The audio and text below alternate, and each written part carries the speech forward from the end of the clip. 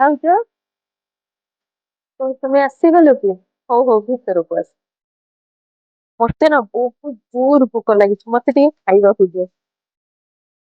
ଆଉ ତମେ ହାତ ମୁହଁ ଧୋଇବ, ମୁଁ ତୁମ ପାଇଁ ଖାଇବା ବାଢୁଛି।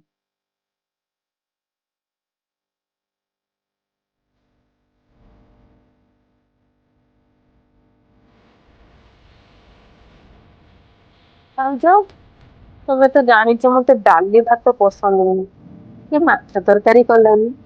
ତମେ ଯେତେବେଳେ ଫୋନ କଲ ନା ସେତେବେଳେ ମୁଁ ରୋଷେଇ କରିସାରିଥିଲି। ଆଉ ଏସବୁ ଖାଇବା ନଷ୍ଟ ହେଇଯିବ, ସେଇଥିପାଇଁ ମୁଁ ଆଉ କିଛି ତିଆରି କଲିନି। ତମେ ଏସବୁ ଖାଇବ।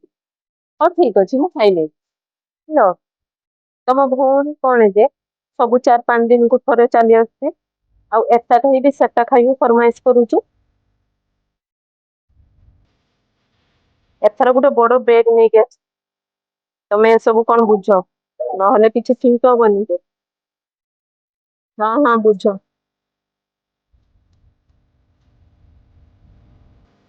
ମୁଁ ଏବେ ଘରକୁ ଯାଉଛି ଭାଉଜ। କାଇଁ ଆଉ 2-4 ଦିନ ରହିକି ଯାଇଥାନ୍ତ, କଣ ହେଲା କି ଚାଲି ଯାଉଛ?